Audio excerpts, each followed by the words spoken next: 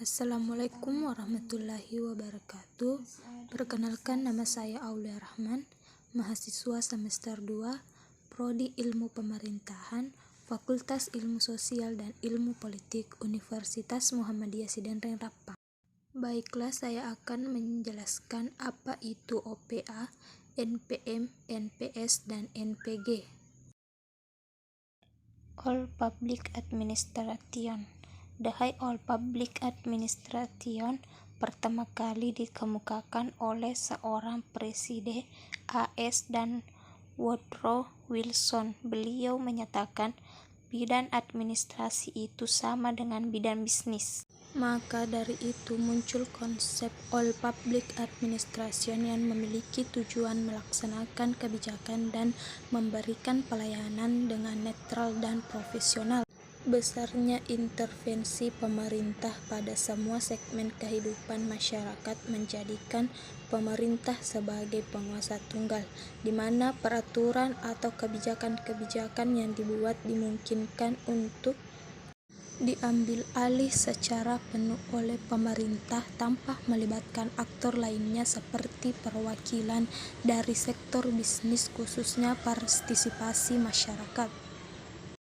Hal ini menimbulkan dampak besarnya anggaran yang harus dikeluarkan pemerintah untuk membiayai organisasi pemerintah yang formasi birokrasinya cenderung gemuk dengan berbagai macam fungsi yang terlalu boros dan tidak memiliki tupoksi yang jelas, terlebih lagi dengan masyarakat yang dihadapkan pada rantai meja-meja pelayanan yang berbelit dan semakin menjauhkan hubungan masyarakat dengan pemerintah. Seakan-akan terjadi pembatasan yang jelas antara pemerintah dan masyarakat dan akan membuat pemerintah sulit untuk ditempuh oleh masyarakat. Tentu saja ini memberatkan masyarakat sebagai pembayar pajak, lebih banyak keluar untuk gaji pegawai dan pembiayaan pemerintah lainnya, namun sedikit untuk layanan terhadap publik. Selanjutnya yang kedua, New Public Management. New Public Management merupakan paradigma baru pada tahun 1990.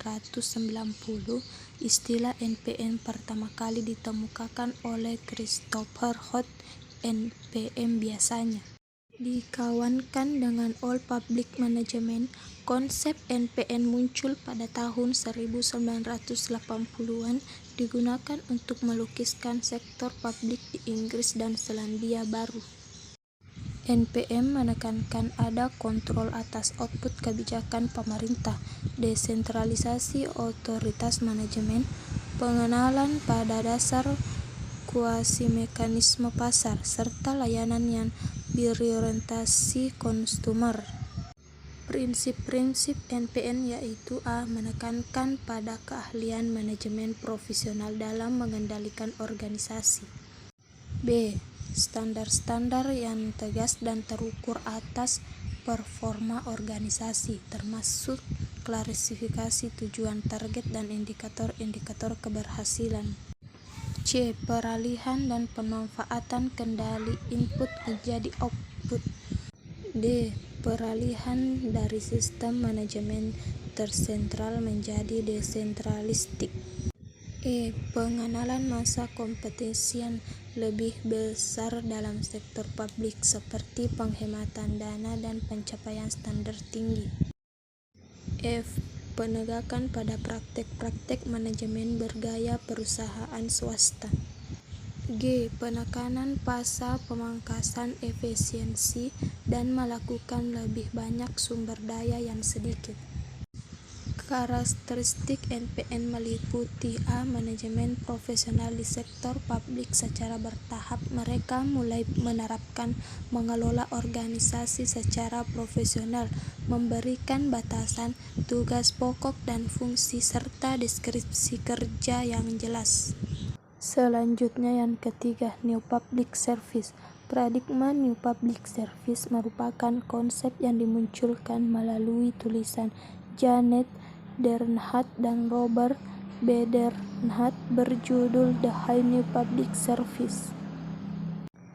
Paradigma NPS dimaksudkan untuk mengcounter paradigma administrasi yang menjadi arus utama, yakni paradigma New Public Management dan juga dianggap sebagai usaha.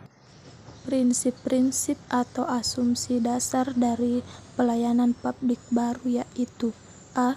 Melayani warga negara, bukan pelanggan. Melalui pajak yang mereka bayarkan, maka warga negara adalah pemilik sah negara, bukan pelanggan. B. Mengutamakan kepentingan publik. Kepentingan publik seringkali berbeda dengan kompleks, tetapi negara berkewajiban untuk memenuhinya. C. Kewarganegaraan lebih berharga atau bernilai daripada kewirausahaan. Kewirausahaan itu penting, tetapi warga negara berada di atas segalanya. D. Berpikir strategis dan bertindak demokratis. Pemerintah harus mampu bertindak cepat dan menggunakan pendekatan dialog dalam menyelesaikan persoalan publik. E. Menyadari bahwa akuntabilitas tidaklah mudah. Pertanggungjawaban merupakan proses yang sulit dan terukur sehingga harus dilakukan dengan metode. F. Melayani daripada mengarahkan. Fungsi utama pemerintah adalah melayani warga negara, bukan mengarahkan.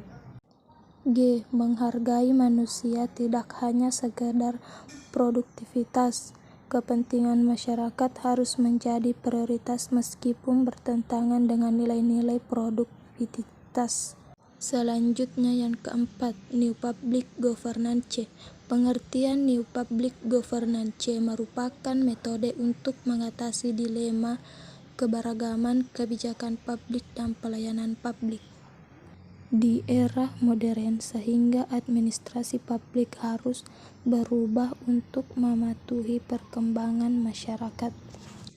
New Public Governance terhadap laporan-laporan evaluasi yang ada selama ini, bahwa apa yang dimuat di dalam laporan evaluasi profesional merupakan laporan yang valid dengan sendirinya. Rendahnya inovasi dalam bidang layanan memperlihatkan bukan saja adaptasinya organisasi birokrasi, namun juga mencerminkan proses evaluasi yang dilakukan dalam organisasi terhadap layanan-layanan yang disediakan.